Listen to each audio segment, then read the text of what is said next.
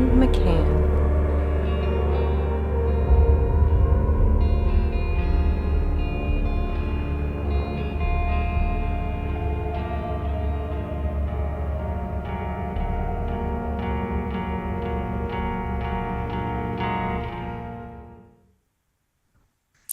Greetings.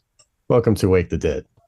Today, we are very happy to have an old friend of the show, Will Keller. Welcome, Will. Thanks, brother. Glad to be here, man. Awesome.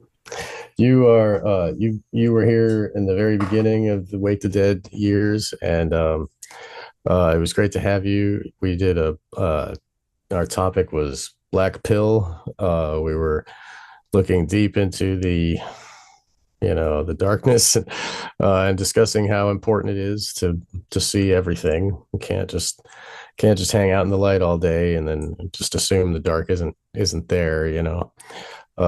So that was wonderful. And since then, you've done many conferences, appearances. You've gone to Mexico. You've discussed morality and healing the world. Tell us about your adventures since we've seen you last. Yeah, man. Thanks. I kind of reflect back. The last time I was on your show, actually, I've been on your show a few times. I guess Yeah, the we had last Black time Pill was the Black Digest Pill too. Digest. Yeah, right. Exactly. Mhm. But Wake the Dead, I was literally in transition from my old house. So there was nothing in that house. I moved everything out. And then I've been in here for the last like 3.5 years. So it's been a few years, and things are progressing, just trying to work on my craft and evolve and inspire and reach as many hearts and minds as possible, right?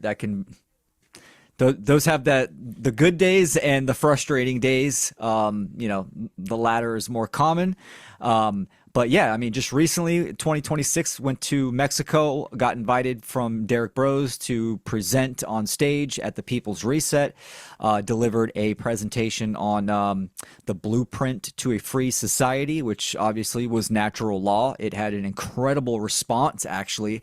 I didn't really expect the response. I was pulled for the next 2 days in constant one-on-one discussions, podcast interviews, just a lot of time that was kind of being requested from people with clarifications, validation, confirmation, all of these things. So it got a really good vibe, and I think that's kind of the demographic where a lot of them already are aware of natural law, but there was a good portion that never heard of natural law in the way that I talked about it, and it's also very common with yourself and Mark. So yeah, no, that was a great event, and it kind of gave me a good insight into these in-person events. I've been to just a small handful, but it was nice to see a large conference hosted by someone that's a big advocate of natural law in general, and that is Derek Bros. So that was fantastic. That was at the end of February, early March. And then just been, doing some interviews, working on a new website, learnnaturallaw.com, which is a video series that I'm going to be putting out. And yeah, and then had Ostar hydrogen therapy, which is something that I've been passionate about for going on 14 years, which is kind of the healing and the health side of things, which I highly recommend people look into. It had profound effects on my health and my journey. And yeah, so I've been active. And that's all of that, of course, is in congruency with just dad life and living and being a business owner, construction guy. I'm the blind guy. I hang window coverings, self-employed. So life just goes, and sometimes I got to take a knee and ground myself, and sometimes I'm nose deep, full fled. But it's rolling. It's rolling, man. That's great, man. That's great. Yeah, we have to find time around the dad time, because dad is the first job we have. That's But right. so I guess my show has kind of been like, we've been talking about mind control and talking about movies and symbolism and stuff, but it's good to have you again, to have you here to remind us about morality, and natural law to begin with. I mean, I might have some new listeners, and so it's good to get into this topic here and again, every now and again. Um, so, what do you think about, like, so we just had the Epstein files released, and we have and all of these black pill realities are becoming viewable. Like it's undeniable now, and there's no justice happening. Do you think that's because of the state of the minds of the people? Um, yes. I think it's a couple of things, but 100% it's the collective mindset of the people. I would say by now everyone confidently saying everyone's heard of the Epstein files, right? It's been mainstream. Everybody has heard of them to some form or fashion, depending on if you've actually checked them out, how deep one goes. But even the quote unquote normie has heard of the Epstein files. And a large portion of people are struggling day to day.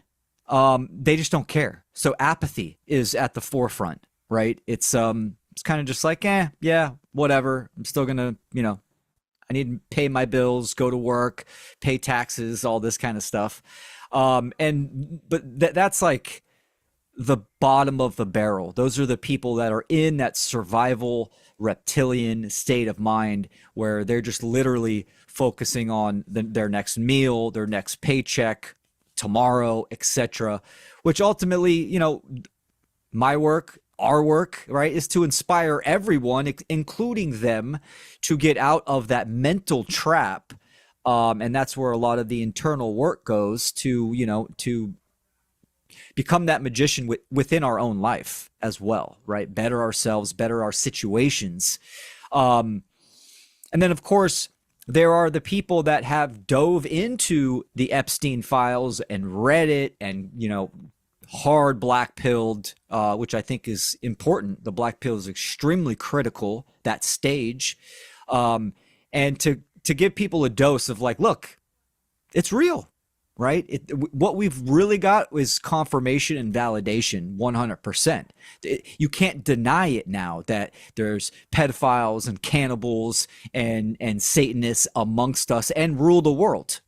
I mean, if you deny that, then and I'm sure there are people that deny that are totally NPC normies, but it is a fact. And Epstein, to me, is a drop in the bucket, right? He's one of many that run these circles and these rings. I know your work is heavily focused on that genre, which I think is great and it's important. People need to know the veracity of what the black pill is, right? Most people are like, yeah, I got black pilled. No. You need to get black pilled. I mean, depression, and understand how fucked up it really is. And that is useful because now you are having an accurate perception of the world. Of course, staying there is detrimental. You don't want to do that. You want to move towards solutions, of course.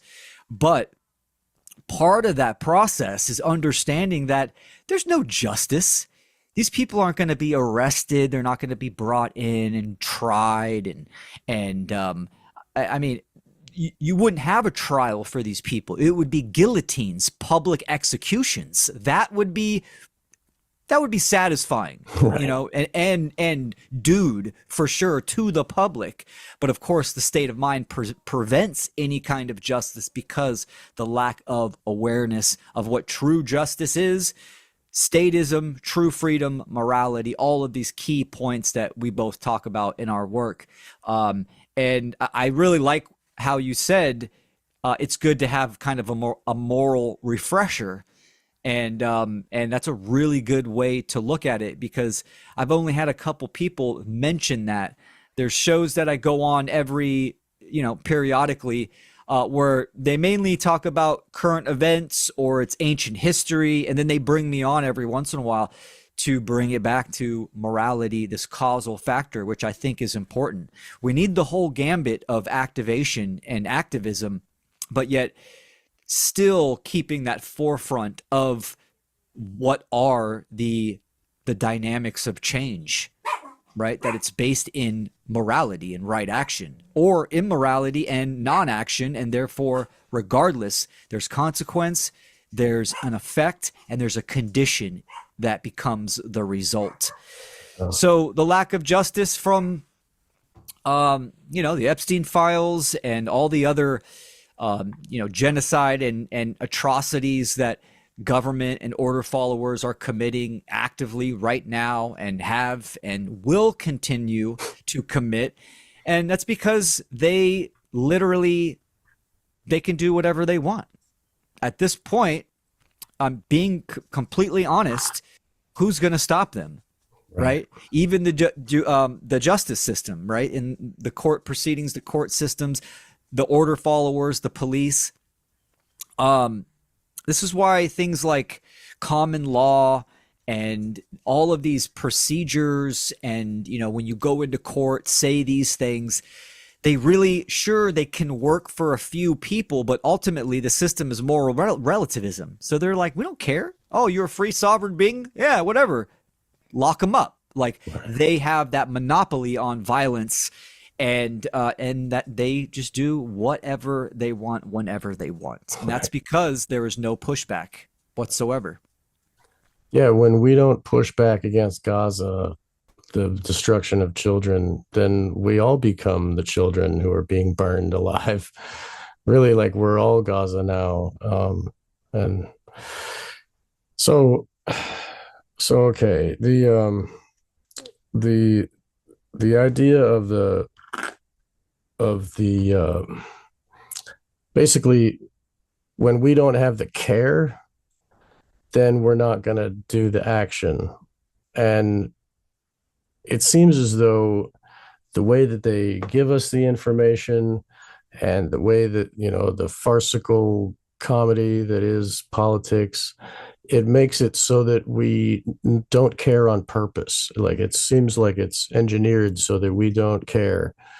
And then, and plus, we are, like you said before, we're too busy trying to survive. I mean, it's a tough world out there. Everybody's satanic little mini me Satanist, and um, Totally. so like if we were to uh, engender care, if we were to generate the care within people, maybe they can recognize. Like I saw this. It was like a little clip of Ben and Jerry's ice cream, those guys, and they were getting interviewed by some little female, and she was trying to get a gotcha moment on these guys, and they were talking about how they're doing the boycott Israel, the that whole boycott sanction, or I forget what it's called, and she's so she speaks up and she says, well, you guys support voting rights. Why do you still sell ice cream in Georgia and Florida? And it stumped the guy. The guy, he was like, "Oh, well, I don't know. That's a good question, right?" But this is all to show that he isn't consistent with his but it's not really a gotcha because there is no the voting rights does not compare to killing babies. Killing children is wrong. Voting rights is an illusion, right? And then when people see this meme, they're like, "Yeah, damn lefties, huh, idiots," and they're not even thinking about why Ben and Jerry's is doing the boycott in the first place. They're too busy. Oh, look at these! I hate them, and this because we don't have the care and we don't have the moral compass, we end up hating each other and for things that aren't really a problem, like you voted for Trump, and you like Taylor Swift, like when really like the if we all had the compass of morality, then we would understand like who's good, who's bad, why we should like you know Uh, what do you think about that? Like that, if we could have a proper compass, then maybe then we could right the ship, you know? Yeah, absolutely. I mean, morality is that unifying factor, right? It's the understanding of don't steal, do no harm, self defense, right? I think one of the biggest, and that's why I mean it's a unifying factor because you could walk up to anyone on the street, doesn't matter if they're left, right, Muslim, Christian, Jew, any ideology, any camp, right, and ask them, is it okay for me to harm you right now? And they're going to be like, no, of course, that's not okay. Like we all, it's written on our soul, our essence, our bones that we don't want to be trespassed upon. We don't want to be violated. I mean, I'd go as far as, I mean, animals as well, plants. I mean, the earth, like this is something, this is a universal aspect in the universe itself, right? This is why self-defense is an innate principle, right? It is a reaction. Every living being has some form of self-defense in some form or fashion. So morality being that unifying factor, I think the issue is, I mean, even the word morality carries so much religious baggage. Um, it's, I mean, most people automatically assign it to some type of cultural religion. And, you know, most of the time that's Christianity because Catholicism and Christianity have used morality the most. Even Catholicism has talked about natural law, referring to God's law. And I actually have many books where if you literally just take out Catholicism or Jesus in the book or replace that with just nature or the universe, it these are amazing books because they're talking about universal truths. Now, of course, cultural religions love to, you know, stamp all kinds of religious dogma on there and deception. So this baggage on morality, it I think it does right action and morality does something very interesting to someone because it goes hand in hand with accountability and responsibility. And that I think is kind of the tricky part where someone doesn't want to face themselves in that magic mirror of self-realization. It's way easier. It's cowardice, it's laziness to really just say, I'm a part of this tribe, camp, team, and F these people, right? That's such an easy way. It's always easier to destroy something, to burn something down. The hard way is freedom itself. The hard path is to create something, to build a house, right? You could burn a house down in a matter of seconds, no problem. But to build it takes hours, days, weeks, months, right? And that's how creation is in general. And that's how getting out of the condition of slavery it's going to be. It is the hard thing to do, the hardest thing to do, but it's also the right thing to do. And when we see these people just choose that lazy path of I'm a liberal, F you to the right, to the Republican. It's this neo-tribalism, and it's just an easy, lazy, cowardice pathway. And people being not in tuned with themselves makes them extremely emotionally reactive to the point that they can't even just pause and reflect upon how they are acting within the moment.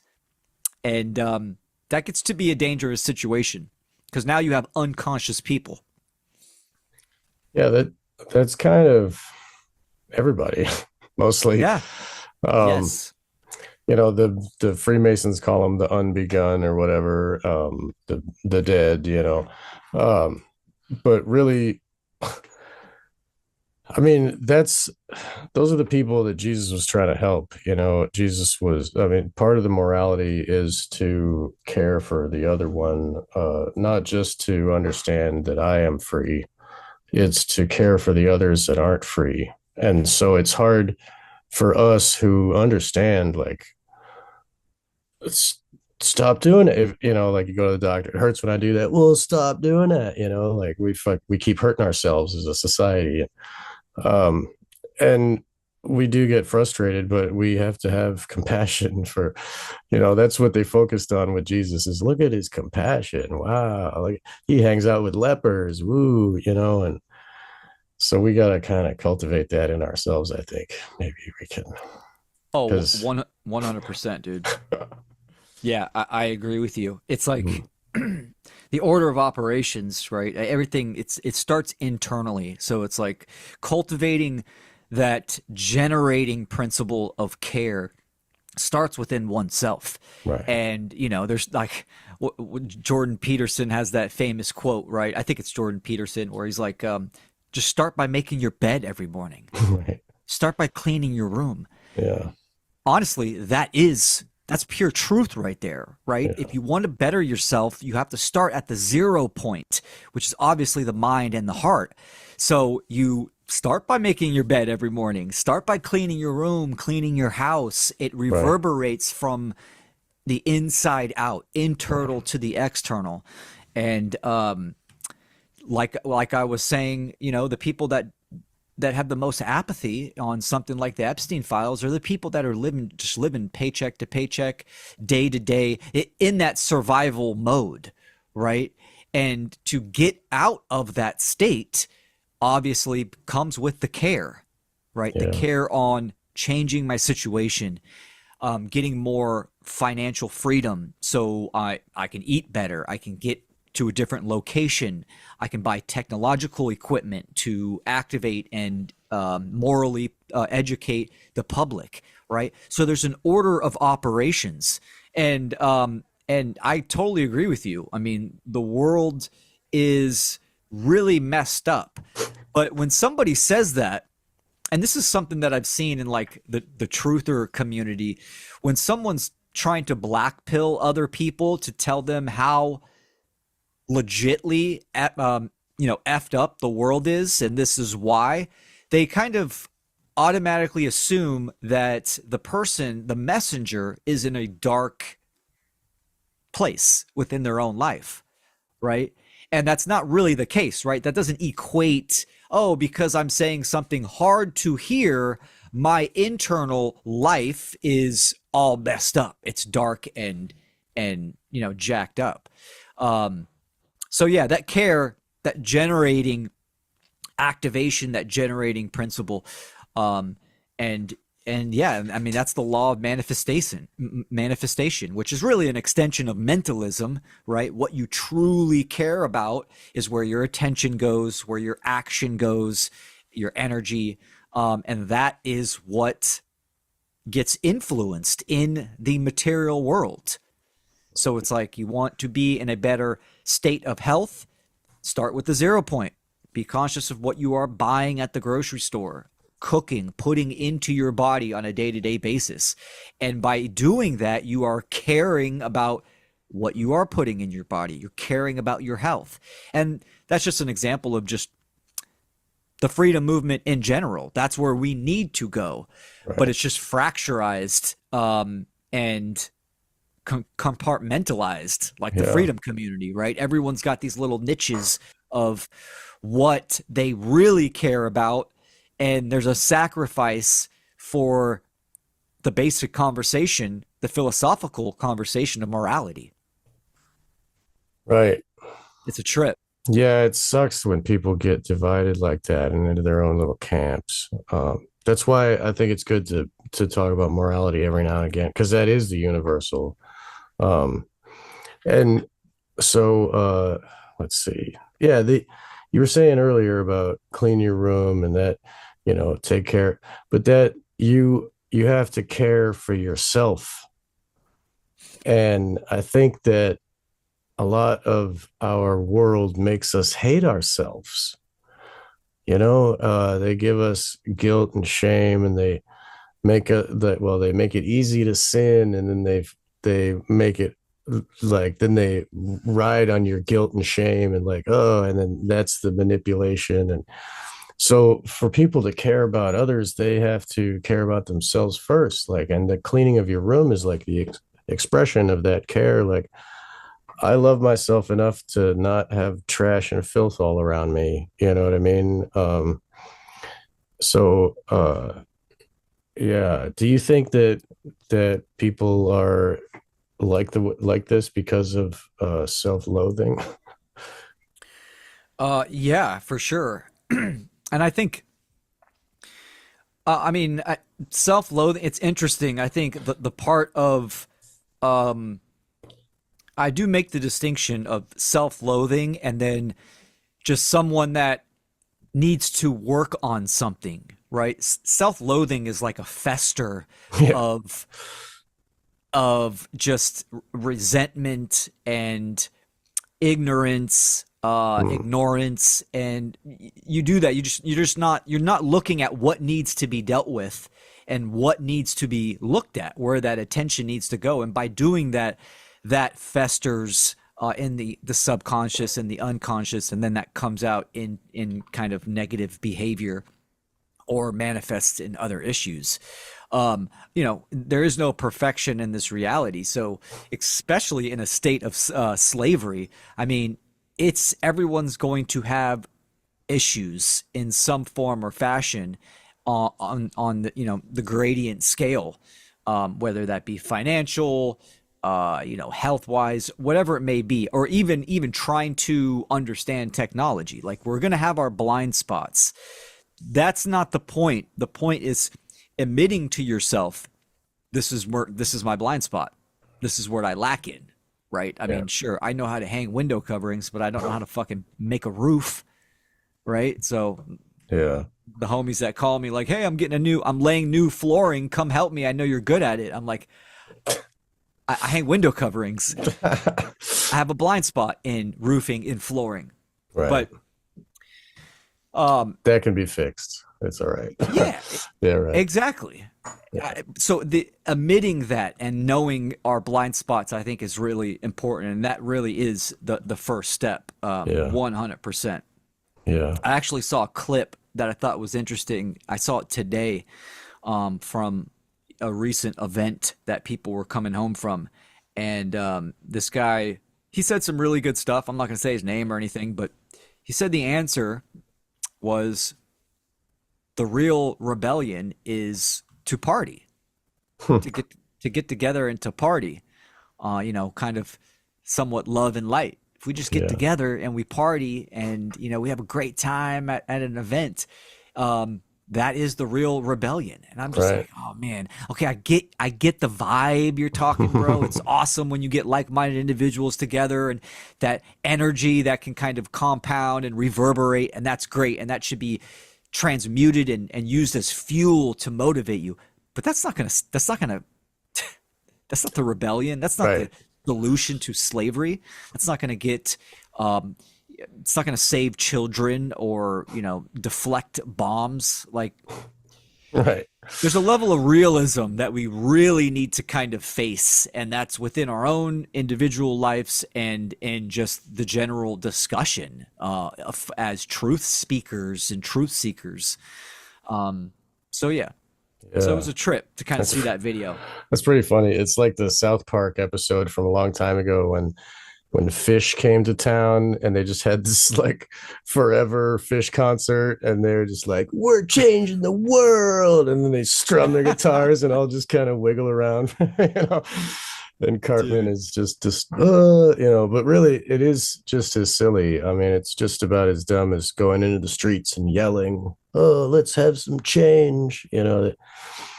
It's ineffectual kind of.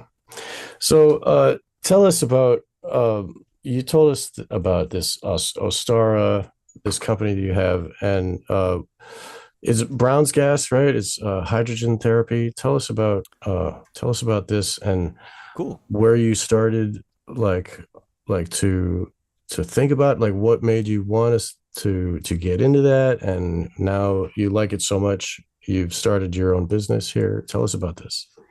Yeah, man. No, I really appreciate that. I'm really passionate about this category. So just a brief backstory on myself. About 14 years ago, it was right before my daughter's almost 13. It was a little bit before her. Well, first, I have vaccine injury since I was 18 of autoimmune disorder. It's little patches of psoriasis, and they were really, and I didn't really have that awareness at that time, and they were inflamed, and I'm trying to figure out, what's up and how to treat this and get some kind of remedy. And my buddy introduced hydrogen water to me. During that time, it was called Kangen water. Kangen is just a brand term from a company called Enagic. They're extremely popular from Japan. They've been around for a long time. But back then it was called alkaline water. And it had profound effects on me, on my skin. I felt great, cleared my skin up. I had this energy, and I was like, wow, that's incredible. So me being a seeker, I'm into that kind of elemental science and chemistry, and started following just the data and linked up with a circle of researchers that I followed and talked to a few times. And one of them ended up being the leader in molecular hydrogen research. And he's got the Molecular Hydrogen Institute. Fantastic resource, non-biased, just looking at the data. And what he and his team discovered is that these alkaline machines the therapeutic benefit is really molecular hydrogen. It's not the alkalinity or the high pH. In fact, there's no scientific studies showing that high pH has any kind of therapeutic benefit for the body itself. And that's really because every section of the body has its own pH system. If you're drinking something, it immediately turns acidic as soon as it hits your stomach because of the stomach acid.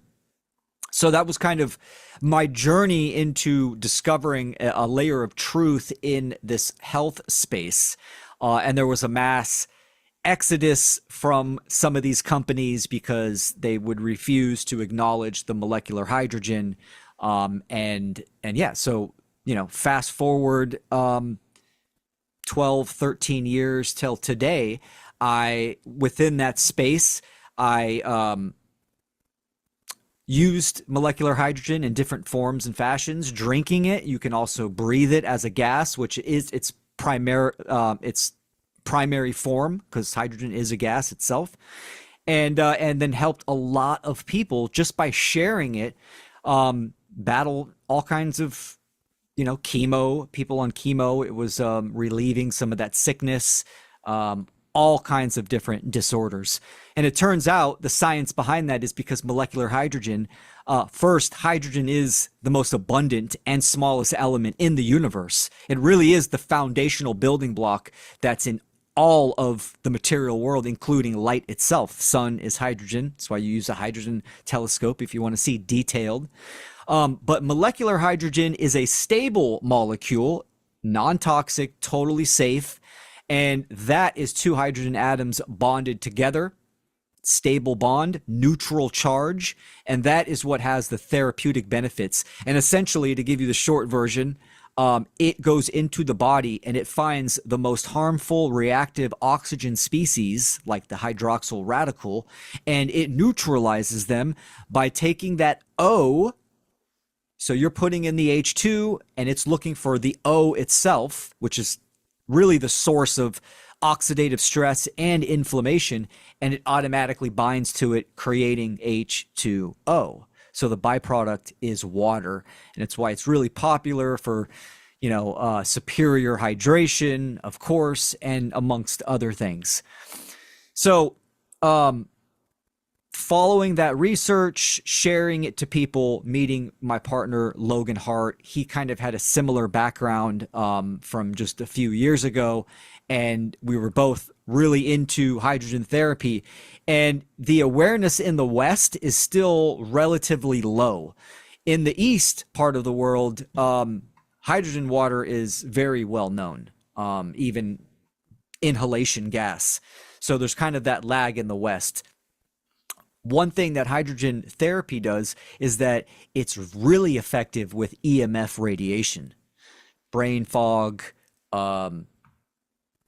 any type of EMF radiation. In fact, during Chernobyl, they used to use car batteries to shock the water to make hydrogen water itself and drink that to, alleviate any kind of radiation sickness or poisoning. So long story short, Logan and I were like, you know what? let's team up. We both, our meeting point from leaving certain companies was ethics. I left Enagic, one of the biggest hydrogen or alkaline water companies. They're still in business. They do make good machines. There are some safety issues, and that kind of led me to leaving that company with some of these devices and just the low quality of H2. Similar story with him. So we're like, look, morality and ethics is number one. Let's find and develop some devices that make high quality gas and water. So we have best practices.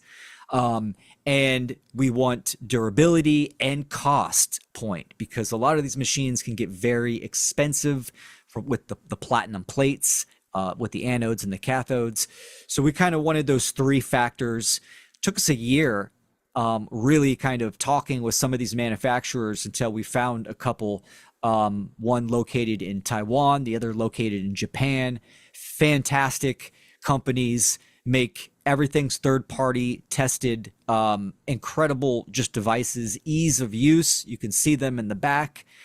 And we wanted to make them affordable, mainly to, of course, to the people in the truth and freedom community. Health is a big part of it, right? I mean, this war is physical. It is biological. And I would say anybody that wants to increase their awareness, you start at the body, right? Because there's no way you're going to be thinking correctly. You're going to be functioning at a healthy state when you're feeling like shit and you have health issues. So it's really a good point to take something like molecular hydrogen, which is extremely universal, and not that many supplements or any kind of modalities have a zero cytotoxic effect, meaning you could take as much, you could saturate the whole body and there's no negative results from that. Even water has a toxic limit, right? So it's incredible. We developed Ostara hydrogen therapy, Ostara being spring, being renewal, rejuvenation, beginning of life. And and so we spent a lot of time developing a website, got the machines. We have 3 products, a water bottle, which is crazy trending, which was actually the last thing that we got because we were all about education. Our platform is not only the devices, it's also an educational platform, right? So we have a whole podcast series of everything that you need to know about molecular hydrogen, the myths, the deception, the industry, how it works, all of that. So at the minimum, people should, I highly recommend people check out that information, regardless of we have an exchange of currency, or you get something from my company. The information is there, which is really important, from people that value ethics and morality. And then so we created that educational platform, and then we have the water bottle, which is extremely trendy because it's the cheapest entry in. Our bottle makes high quality hydrogen water, and then the other 2 devices is a mid tier and then a top tier, which both make inhalation gas and hydrogen water at the same time. The white one behind me makes a 600 cc, which is like the golden zone for just pure therapeutic benefit at a lower amount of time. And the black one is awesome. It's got breathing recognition, so it literally times its bursts of H2 with the rhythm of your breathing. You mentioned Brown's gas. Yes, these do make Brown's gas, because Brown's gas is another term that is a marketing term, and simply put, Brown's gas is oxyhydrogen. So it is molecular hydrogen and oxygen separated with the median of water and then recombined, and that is breathed, and you breathe that. And yeah, these make they do make Brown's gas. Some Brown's gas machines they kind of amplify the pure oxygen, which obviously pure oxygen at that level is very explosive. So that's something for people to be aware of. A lot of people like the Brown's gas. That's great. There's not that much, clinical data, if someone's into that, on how that combination has more of a therapeutic benefit than actually just molecular hydrogen. Molecular hydrogen itself has over 3,000 studies with over 2,000 human clinical trials and over 270 human disease models. So Wow. I know I ranted on that No, quite a that's bit. great. No, that's great. I And where, appreciate that time, dude. yeah, you're welcome, man. What is the website that people can find? And the podcast series is on the website? Yeah, that's like the best place to start. Yes, you can get to everything on our website. We created a PDF ebook if someone just likes to read. And then we created a webinar if someone just wants to do like an hour video, just straight shot. And then of course the podcast, which is it's about 10 episodes, about 20-25 minutes each. OstaraHydrogen.com. Okay. All right. And that will be linked below for all the listeners and people watching. Appreciate that. Yeah, I love sure. talking about it. Um, and there's a lot of misinformation out there. We are the first to say that, and that's the reason why our mission statement is the triple A method, right? Awareness through education, primary, access, giving the public access to high quality products that are ethical, that are tested, that we stand behind, and that we're proud of at an affordable price. And then we also call it activation, where we want to spread this knowledge, but we also developed, and we spent a good amount of time developing a system where people in the freedom community anywhere can make some kinds of, it's just a referral program, not an MLM. I'll make that clear because a lot of people like to twist my words when I say this stuff. It's just referral, meaning you buy a machine, you can sign up. If mom, dad, a friend, any viewer buys one with your simple code, you get a kickback. That's all it is. Sweet. Yeah, it's cool. It's very That's cool. You great. got to understand that this is a growing industry. Right. Hydrogen itself, industry. First of all, hydrogen is, we should be on hydrogen, not fuel, but hydrogen energy itself. When I first started talking about molecular hydrogen and hydrogen, I got censored on YouTube. Wow. Really? But keep in mind that was like 10 years ago. And Hmm. I was like, wow, that's a trip. Now, of course, you see hydrogen cars on the road, Hmm. and the whole agenda 2030 thing, 2040, all of this, the moving to the smart cities, they're trying to use hydrogen as a fuel source. Hydrogen, though, very tricky because it is the smallest molecule, does not like to be stored. It loves to be used on demand. Right. And this is where something like hydrogen on demand systems in vehicles work through basic electrolysis. And a system so simple, your 6 or 7 year old kid can create one in your home with 2 mason jars, a 9-volt battery, and 2 paper clips and some salt. You just created an electrolysis system. I mean, that's Right. not going to run your car, but you literally could use that scientific experiment. Very easy to do, and you will see the bubbles, the little micro bubbles, go crazy in the water, and the whole thing cloud up, and that is molecular hydrogen gas. Wow. It's a trip. Yeah, man. Wow. This is all based in nature. It's Yeah. very fascinating. There's a lot of companies that are using molecular hydrogen for their crops to have less water, to use less water, to as a natural fertilizer for a more bountiful yield. And then they're using hydrogen as a renewable energy, hydrogen on demand, to power their farms and stuff. It's fantastic. It's a really big category, but molecular hydrogen is something that's the therapeutic benefit for the human body itself and animals and all kinds of things, man. So Wow. yeah. Wow. So that's the future. We're not going to be chopping each other, like having doctors chop us up with knives and stuff. We can work with the elements, the periodic table of elements, and ingest like the simplest molecule that has absolute, like, it's the safest thing. Like, I mean, there is no drug.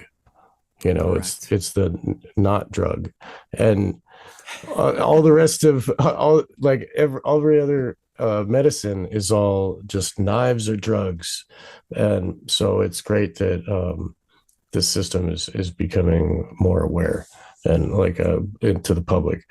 So I'm glad that you're helping it to grow in the West here, and hopefully people can you know check it out for themselves and talk to others about this and go down the rabbit hole and like understand what it's really about, the molecular hydrogen. And It's definitely worth the investment.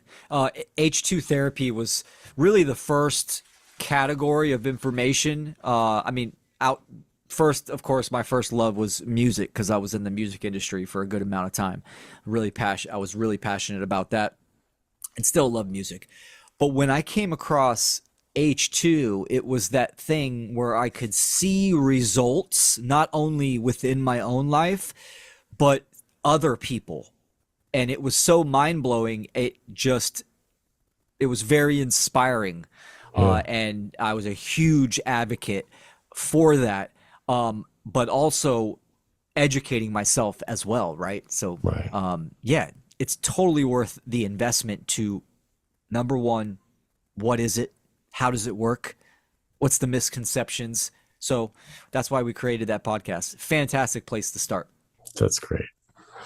That's great. So what are you having any plans for your future endeavors, and what do you wish to work on? What do you hope to get accomplished with your, because in the past 3 years you've done so much. What are you thinking about for your future works? Yeah, man. Appreciate that.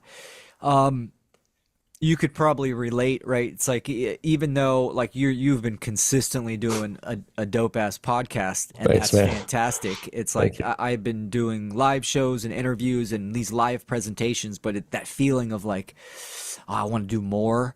And good creative ideas come, and we need to understand that sometimes creative ideas will come and go because it's not feasible in that time. So I've taken the approach this past year of really dialing down what are my objectives that I want to accomplish, and one of them being the learnnaturallaw.com. And that was actually, well, I just recently got that website. It's not actually up and running. I own it and I'm building it currently. But what's interesting is what I'm doing with it was the first project that I thought about when I made the choice. Okay, I want to go public and educate people morally and talk about natural law, and that was a video series, a short video series where I can kind of use my video editing skills and give people some visuals and make it high quality and take people from point A to point B. So if someone has no clue of what's going on in the world, you could give them this series, and it will start with, what is truth? What is consciousness? And have that logical progression at an easy digestible pace, right? Not huge, not long hours. I really just want each video to be around 15 minutes, but there's going to be a lot of those videos. So just be easy for people to take in and get someone from the fundamentals all the way to what is going on in the world through the causal factors and how to activate and take action towards the solution. And I've been working on those videos for a while now, and I just keep getting kind of distracted with other projects. And that is one of my main objectives this year, to finish, get that on the website, learnnaturallaw.com, and then promote that as kind of a really good means and platform for anyone that just has heard of natural law and wants to learn about it.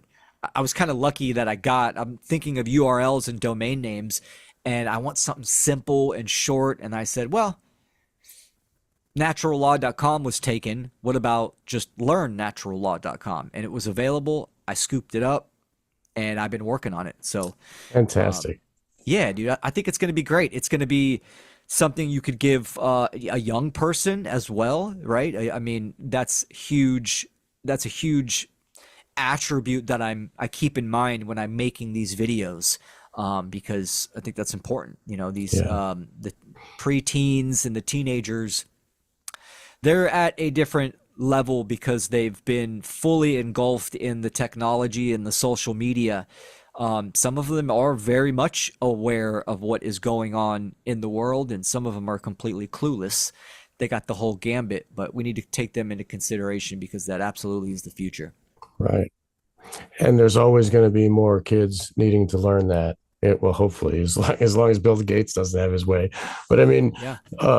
that's it's a never ending target of minds that we need to think about. So that's good. Um, and so that, when after you get, like, I mean, I don't know. But anyway, this Learn Natural Law, this podcast series, that sounds great. It'll be easy to share. My shows often run into like 3 hours and shit.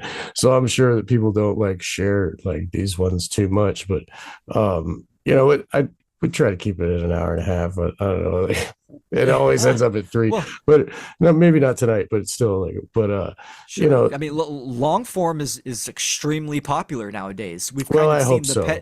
the pendulum is like, shorts were really popular and kind of took off, and Right. now it's kind of like people are kind of like, I'm just kind of sick of them. So, Good. long form, at least to the statistics from, them, Yeah. who's them? Oh, Right. the influencing Yeah. social media analysis. I don't Yeah. fucking know, Right. but But I mean, it's good to have that.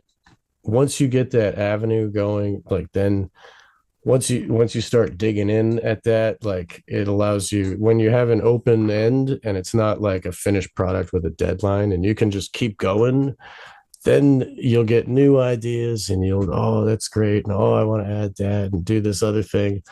And if they're in small bits, I think it'd be easy to get each idea out, and then it's helpful for you, the creator, like, to see your work and like how oh, that's really concise and great, and like, yes, awesome.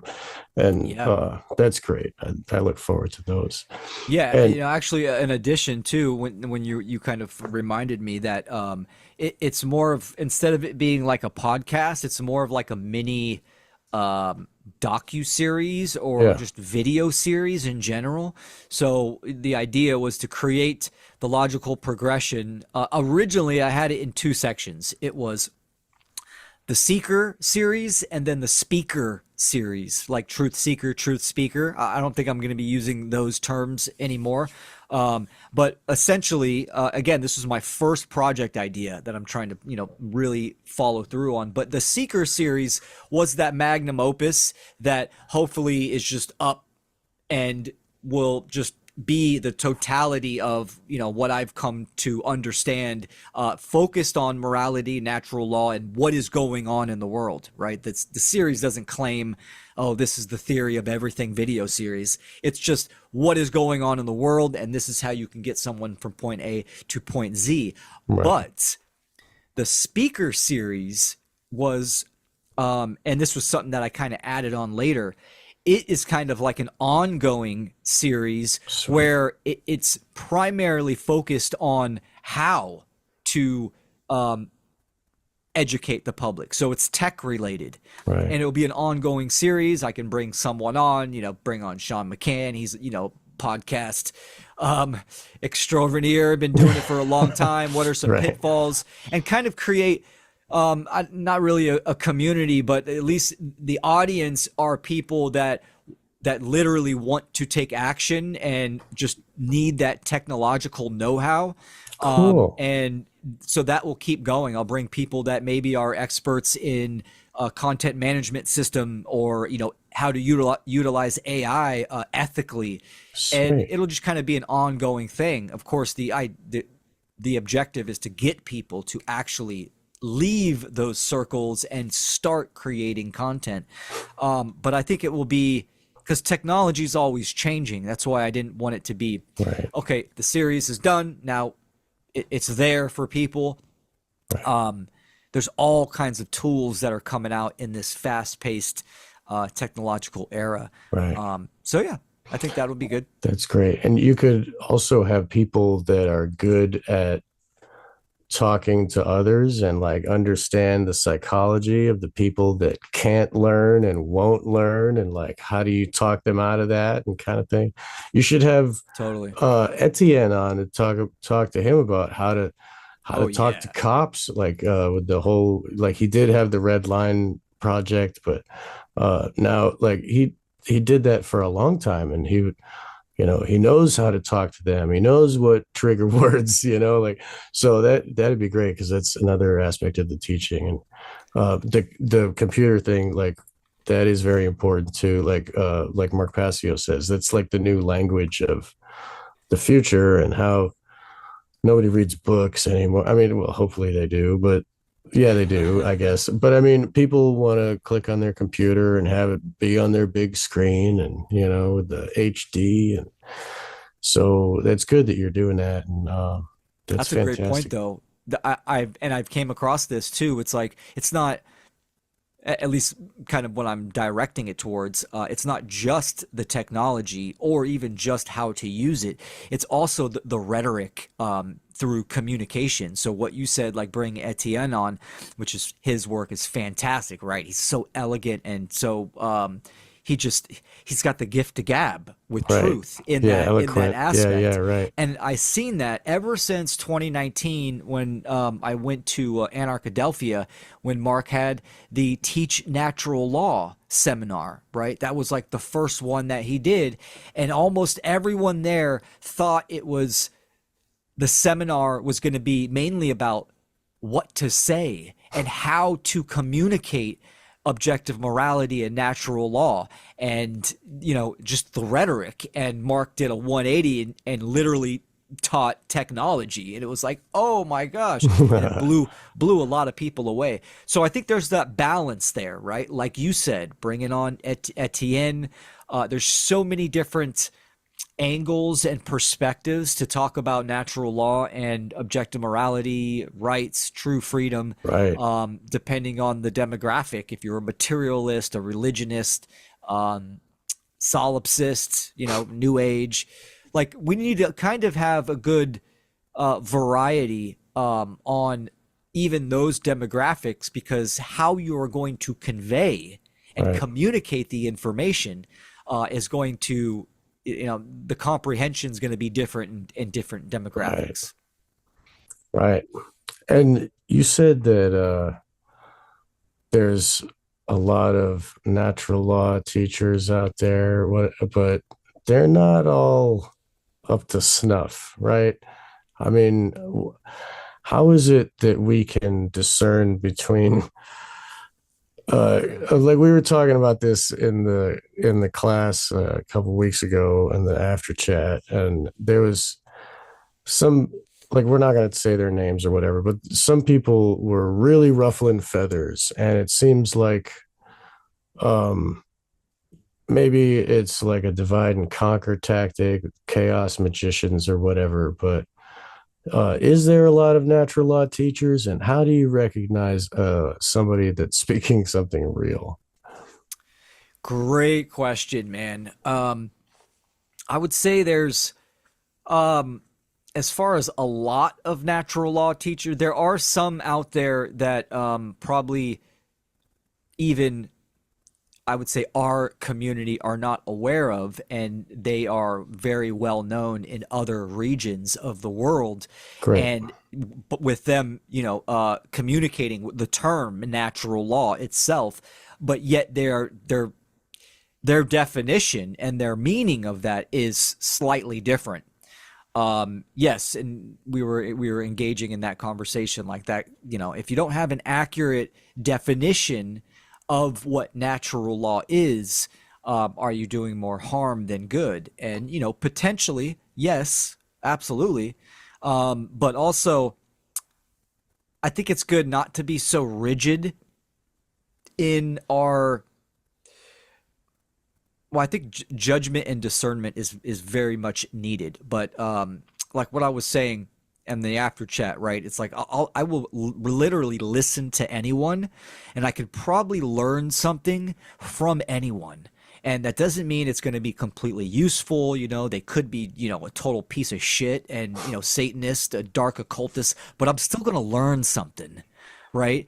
So my point being is that it's so prevalent that people hear something that they don't agree with, and then they throw the baby out with the bathwater, right? We see this with David Icke and all kinds of other people. And I definitely disagree with that approach.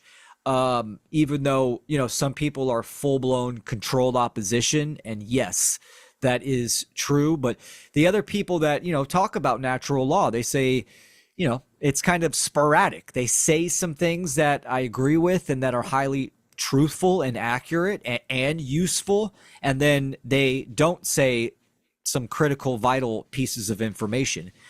I think for the viewers listening now, especially when it comes to natural law, this is why I like to define my terms, because by defining a term, which definition itself means clarity of meaning, it is the medium. So when I define a term, you know where I'm starting from.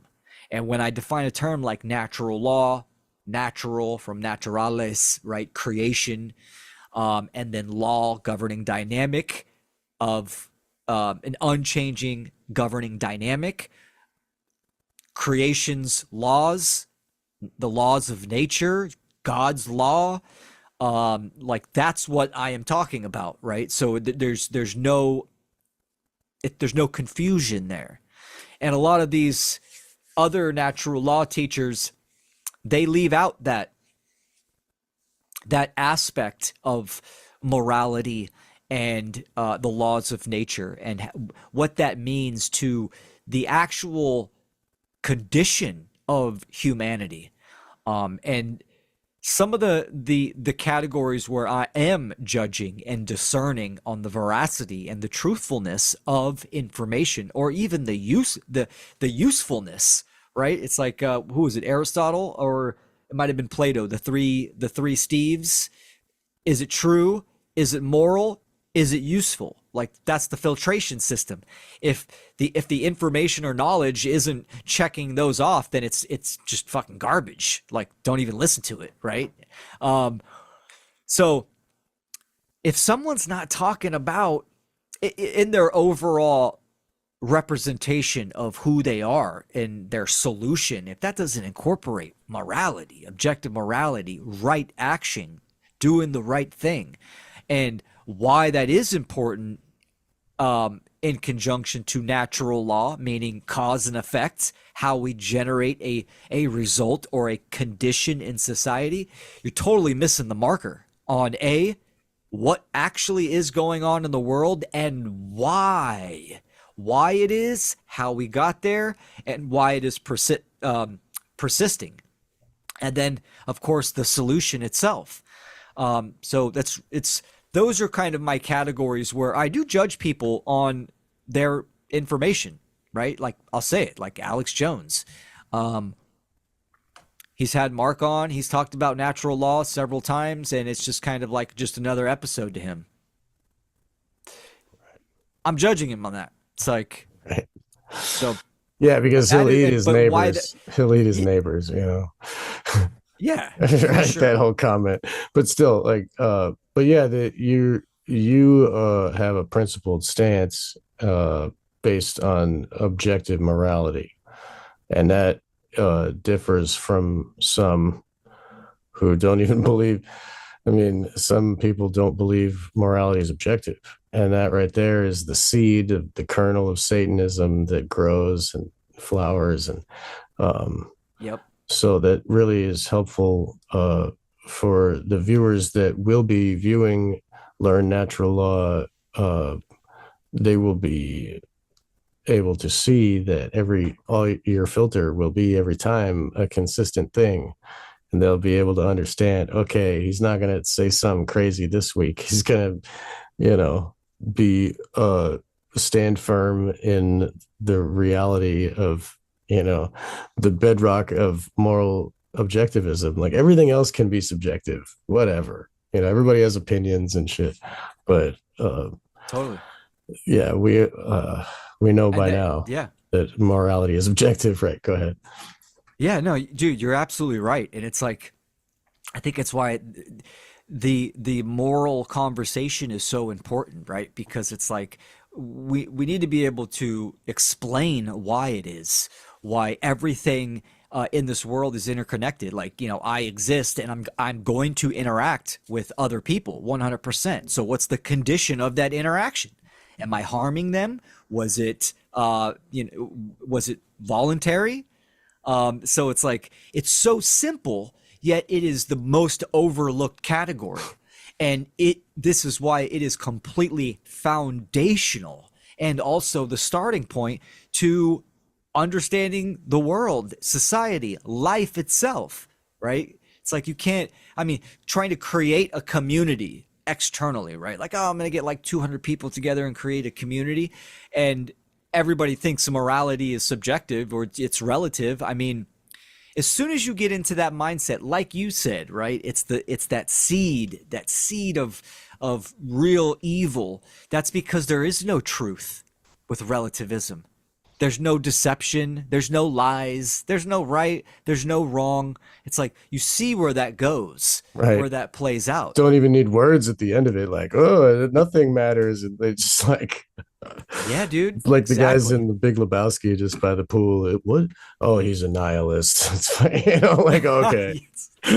Like, cut off your Johnson Lebowski. But anyway, so Yeah, like dude. I mean, it ends in a like a real like the I see Satanism and, well, nihilism, I guess, is like it's a disease of the mind. I mean, I don't know, like it, but it grows and it turns into hatred, and like it's I don't know. I guess I don't know what I'm saying. I'm not a very good podcaster. I've been doing it for a while, but man, anyway, I so agree with you, dude. It is a disease, a right, dis-ease.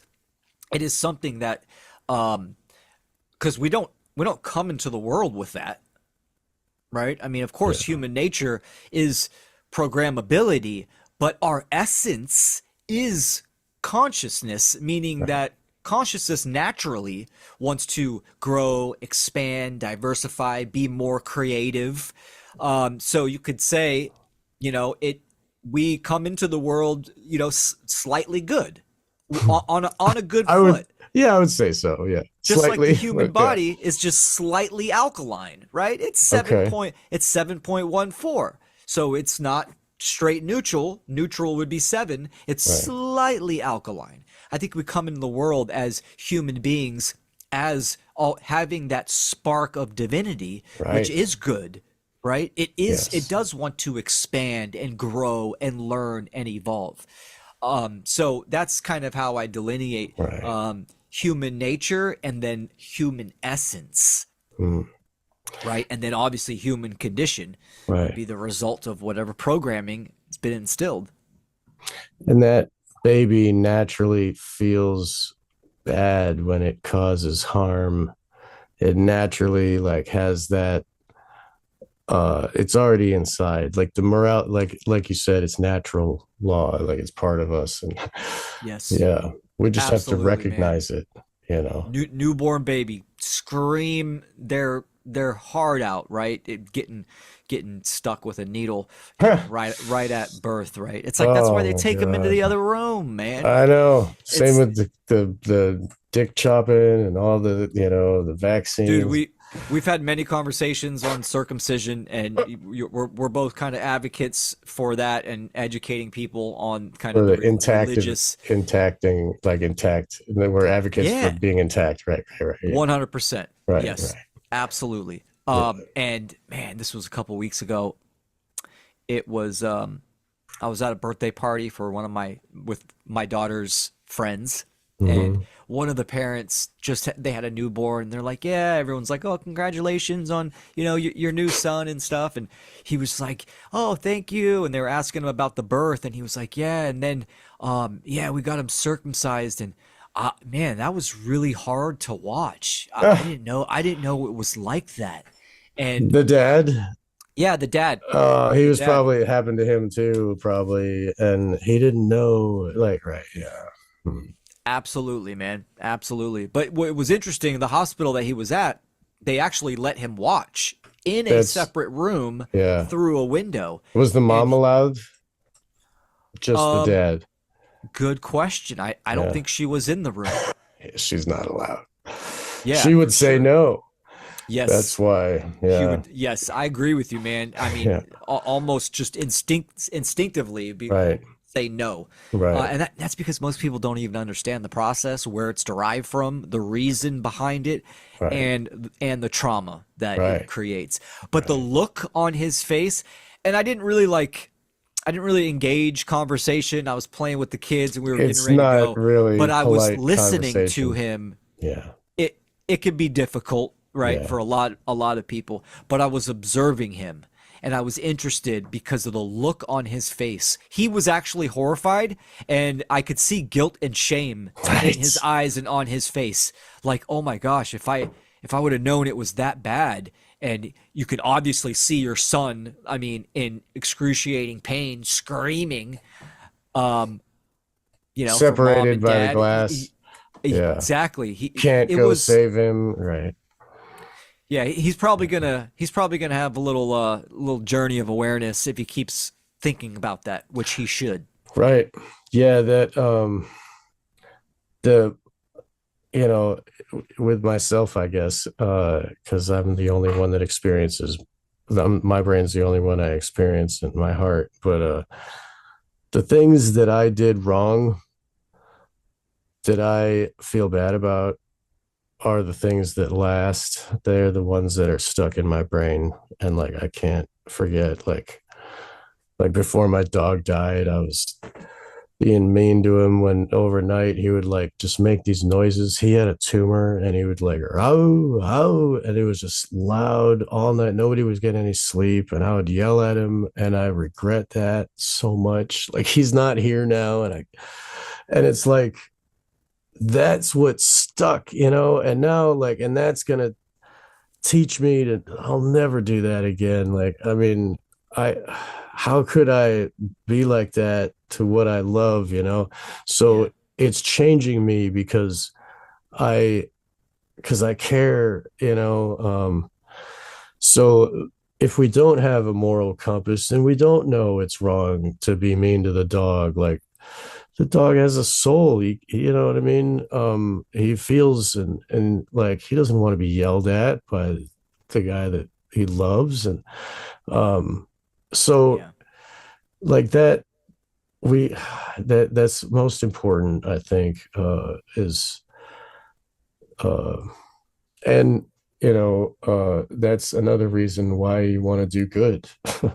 Live clean, let your works be seen, right? That because then in the future you'll be like an immaculate fucking untouchable warrior that has never done wrong, and everybody will be like, oh my god, you're the hero. Yeah. um we don't even realize that. We don't think about that when we're young. And hopefully you talk about that with your with those series aimed at the young teens and stuff. Because Oh yeah, dude. I cover the whole gambit. Like, I mean, I get into, of course, morality and mortality. I have, a couple episodes where I'm speaking about death, yeah, right? So confronting that, like we don't have enough conversations about death. It's just something that we kind of just um well, most people, right? They don't talk about death as much as they should, and it right. should be more of a conversation because it's, first of all, it's guaranteed to every single person, but it's something that's kind of people just want to ignore, and when it happens, it happens. And this is the beauty about morality and mortality, right? Because they go together, and it's literally the pathway of growth and evolution.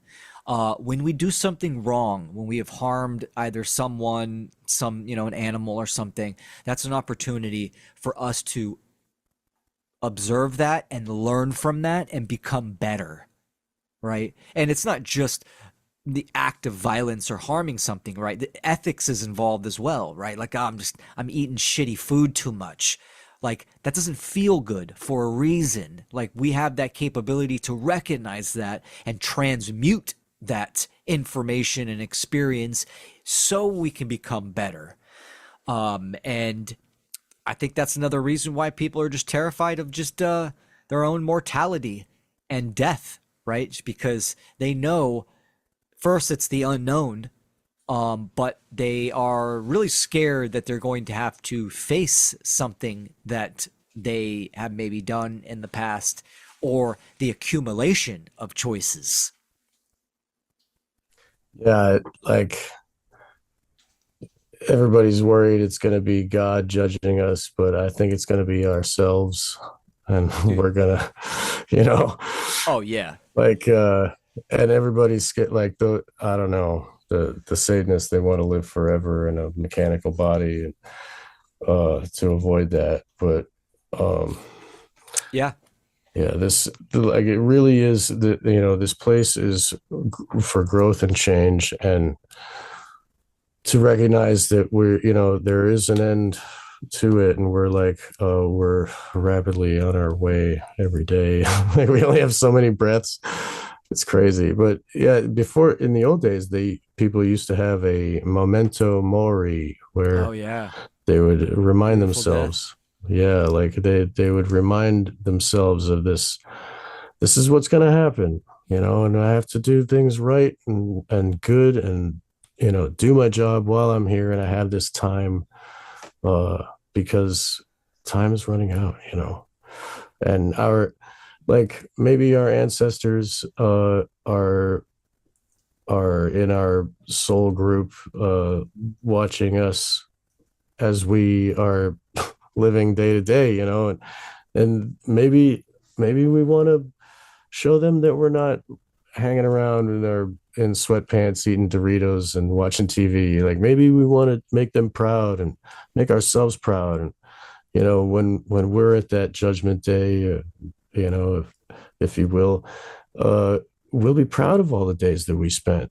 And I think that if we had the moral the if we have the moral principles, then we will know if we did good or bad. And if we didn't have moral principles, we wouldn't even know. We'd just feel the emotions of guilt and shame. Like, um, it's it it's really the key. It is the key to ourselves being better, and the world around us being better. Uh, there's it kind of, everything is fractal. There is no forest, only trees, right? And the crowd is the illusion, and we are all individual. And so if we individually start being moral, then maybe others will also be on that same path and become moral. And then us living together and everybody's moral, we don't need laws. And really, that would there would be no more Epstein's, and because they, we would have justice, and there would be no suffering anymore. Well, I mean, intentional suffering anymore, and the world would be healed all the way. I mean, that's really the key to fixing it all. Right? That you, Mark, and you also talk about this.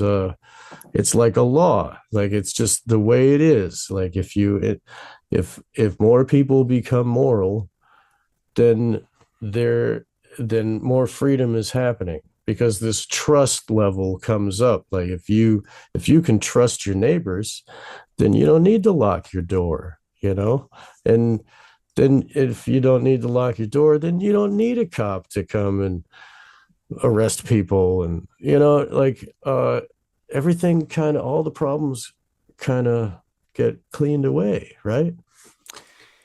Yeah, absolutely, absolutely. And that's not to say that you know, there's no such thing as a utopia. So that doesn't mean that there's going to be zero pain, or someone's, not, no one's going to violate. This is a school, it's a training ground. So true freedom is the ability to mess up and fail and learn from our mistakes, right? But yeah, essentially what you're talking about is a tradition of morality and right action. And when that happens, of course, the effect is freedom itself. It's more order, it's more justice, it's more good, it's evolution, right? Because people understand right and wrong. And just as a product can go viral and then everybody knows about it. This new phone, oh, everyone's got it, everyone knows about it. Well, how did it get viral? How did it become a trend? Through information, right? And through technology being the modality. Same thing with ending the condition of slavery and creating freedom. The education and the information is what is important. We use tools, the technological tools, and we're hoping people look within themselves and apply the information to become moral, and it becomes a trend. It goes viral, right? And this essentially that's what we are trying to do. And in a state of real freedom where there's no globalization and overarching slave structure ruling people with order followers from afar, everything would be localized. So it's like, I mean, even with, let's say, private security, or just people that in case there's an accident still cruising around, that's, Joe or Frank that lives, by Courtney and Russell. Like, when everything is local, food production, it's very hard to deceive people or to do wrong, because everyone. Right. And this is why police, right? To my understanding, I think it's at least in California, it might be nationwide, right? Like, you cannot work in a police department that you live. Huh. That could be different in like more rural areas, but out here in California, right, in the cities, you have to be a few cities away Yeah. and commute in. I think you're not allowed to have like more than a 90 or whatever IQ. I think they don't hire anybody more than 110, something like that. I think there's a rule on IQ for them too. Oh Uh, yeah, for sure. yeah. But See him at the police academy, like, oh, well, what is a right? Where do your rights come from? Asking all these, just moral questions, and yeah, they don't want true intelligence. They just want goons, right, working for the slave patrol, which is what originally it was constructed for. right. Yes, Yeah. exactly that. Yeah. Yeah, well, we are we're actually not slaves, but we're forced into this. We have the coercion, and so we do. I mean, we do use money, and we do like we're in their system. It is Babylon, but Yep. hopefully we can heal this place, because if we can heal ourselves, and we're a fractal of the whole, then we can heal the rest of it too. So That's uh right, man. yeah, that's a good principle to think on. So I is there totally anything agree else? with that. Awesome. Is there anything that we didn't get to that you wanted to talk about before we go? Let me see. I mean, just real quick, right? I mean, well, first, I was just promote my website. It's the central hub. You can get to Ostara Hydrogen. You can get to the One Great Work Network from there, and also the Funnel Conference, which we definitely you are due to present at the Funnel Conference, Sean. So, you will. I'm inviting you right now, Oh, but wow. also, Thank you. we'll send out the official invite. In Awesome. it probably in the next month. We're still getting everything situated, but we had Funnel 5. That was in February, and it was another success, and we had pretty good viewership and fantastic musicians and presenters and content creators. So we're going to continue doing the Freedom Under Natural Law conferences, and yeah, so we haven't Those even are really announced. online, right? Those people Correct. can visit, and they're free too, right? Correct. Yep. Right. Free So 2 day virtual event. And they go for about 9 to 10 hours each day. And that would include a live roundtable at the end of each day with those respective presenters. And the roundtables are great. We might, because we've gotten such a good response, and it's like you're bringing these high caliber, content creators together. I mean, it's just fantastic discussion. We might extend the roundtable time period because we usually slot it for like an hour, hour and 15. I think we might go to like 2 hours because it's just, I good. mean, it's just fantastic interaction. That's great. Um, And so that yeah, so people can, yeah, freedomundernaturallaw.com, and kind of you could sign up, put your email in there so you can get updates and check out the replays. And Funnel 6 will definitely be announced pretty soon. It's in the works. that's fantastic. And that's planned for the fall. It's going to be this fall. Early 2027. Okay, next year. Oh, right, Correct. February. Right, February. Yeah, it's Okay, always gonna be in that February same time time. period. Right, right. Yeah. Okay. Well, But that it gives me gives time to people, do with like the project. yeah, Yeah, totally.